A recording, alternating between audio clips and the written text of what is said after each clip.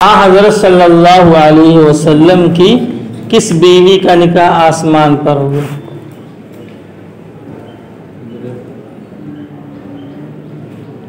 हाँ, हज़रत सल्लल्लाहु अलैहि वसल्लम की कौन सी बीवी है जिनका निकाह आसमान पर हुआ?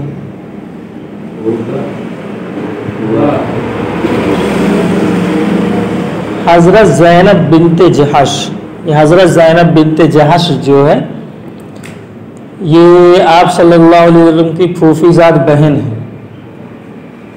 पहले इनका निकाह जो है ज़ैद इब्न हारिसा से हुआ था और ज़ैद इब्न हारिसा जो थे ये आप सल्लल्लाहु अलैहि वसल्लम के आज़ाद करदा गुलाम थे। तो इनसे जो है उनका ज़ैनब बिनते जहश का निकाह इनसे हो गया था, लेकिन चूंकि ये मवाली में से आते थे, मौला थे, इसलिए उनको आर इनसे महसूस होती थी।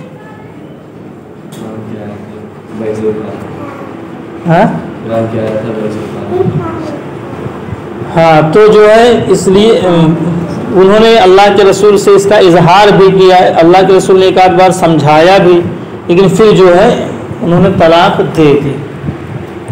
तो उसके बाद अल्लाह तबारक चूँकि उस वक्त जो है मुतबन्ना अनिल्लाह पालक से, जिसको मुँह बोला बेटा जिसको कहते हैं, उस वक्त अरब में जो है उनकी मुतल्लका से निकाह जो है हराम समझा जाता है। जैसे बेटे की मुतल्लका से निकाह हराम समझा जाता था, वैसे मुँह बोले बेटे की मुतल्लका से भी निकाह हराम समझा जाता था। तो इस्लाम जो है इस रस्म को ख़त्म करना चाहता था, इसलिए आप सल्लल्लाहु अलैहि वसल्लम भी चाहते थे कि ये रस्म ख़त्म हो जाए। तो अल्लाह तबारक व तआला, अल्लाह के रसूल ने जो है उनके पास इसके लिए पैगाम भी भेजा। तो उन्होंने कहा मैं जो है इस्तिखारा करके बताऊंगा। तो अल्लाह तबारक व तआला ने उनका निकाह जो है आसमान ही में पढ़ा दिया। वतरन ज़व्वजनाकहा लिकैला यकूना अलल मुमिनीना हरज फी अज़वाज अदइयाइहिम, ताकि मुसलमानों पर जो है अपने मुतबन्नाओं की यानी अपनी लय पालकों की अज़वाज के सिलसिले में तंगी ना रह जाए, वो तंगी ख़त्म हो जाए। इसलिए अल्लाह तबारक व तआला ने आसमान पर खुद उनका निकाह पढ़ा दिया था। ऐसा निकाह ना जिसमें मुहर था, ना गवाह थे, कुछ नहीं, अल्लाह ने पढ़ा दिया था। तो कौन है वो? हज़रत ज़ैनब बिनते जहश। इनका निकाह जो है आसमान पे हुआ, कुरान में उसको जिक्र भी किया गया। समझ रहे हो? अच्छा बताओ कि आप सल्लल्लाहु अलैहि वसल्लम को जो है कितनी औरतों ने दूध पिलाया? कितनी औरतों ने आप सल्लल्लाहु अलैहि वसल्लम को दूध पिलाया? हाँ, 2 का भी कौल है और 3 का भी कौल है।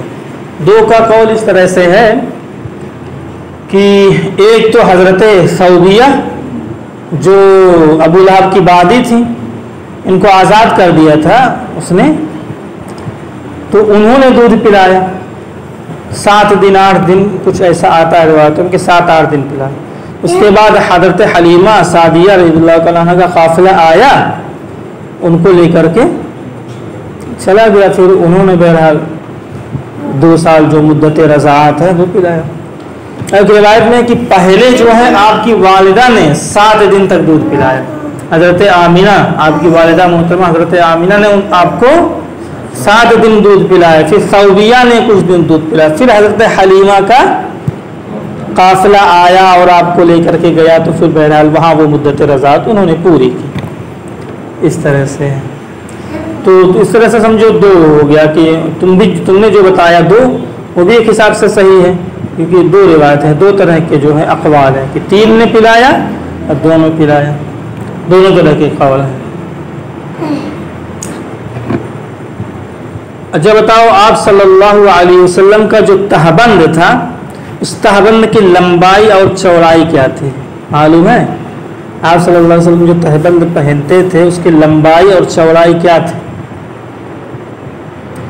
लंबाई और चौड़ाई के बारे में किताबों में लिखा है कि आप सल्लल्लाहु अलैहि वसल्लम तहबंद की जो लंबाई थी वो जो है 4 हाथ और 1 बालिश्त थी। 4 हाथ 1 बालिश्त थी, और चौड़ाई जो थी, चौड़ाई वो 2 हाथ और 1 बालिश्त थी। ये आप सल्लल्लाहु अलैहि वसल्लम। इसी तरह आप सल्लल्लाहु अलैहि वसल्लम पगड़ी बांधते थे। पगड़ी बांधते तो शिमला आप सल्लल्लाहु अलैहि वसल्लम का कहाँ रहता था? शिमला जो रहता था आप सल्लल्लाहु अलैहि वसल्लम का, ये दोनों कंधों के बीच में शिमला आप सल्लल्लाहु अलैहि वसल्लम लटकाते थे। इसी तरह आप सल्लल्लाहु अलैहि वसल्लम से शिमला लटकाना भी साबित है कि कभी आप सल्लल्लाहु अलैहि वसल्लम ने शिमला लटकाया भी है तो दोनों कंधों के बीच में लटकाया है, पीछे दोनों कंधों के बीच में।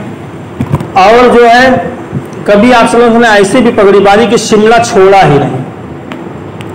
इसी तरह आप सल्लल्लाहु अलैहि वसल्लम कभी पगड़ी के नीचे टोपी पहनते थे और कभी नहीं पहनते थे, दोनों तरह से। तो कभी शिमला भी बांध लिया अल्लाह के रसूल तो शिमला भी लटका लिया, कभी शिमला नहीं लटकाया, और कभी पगड़ी के नीचे अल्लाह के रसूल पगड़ी के नीचे भी टोपी पहने रहते थे। और कभी ऐसा होता था सिर्फ जो है पगड़ी बांध लेते थे और जो है टोपी पगड़ी के नीचे टोपी नहीं रहती थी। समझ रहे हो ना? हाँ, तो इस तरह से।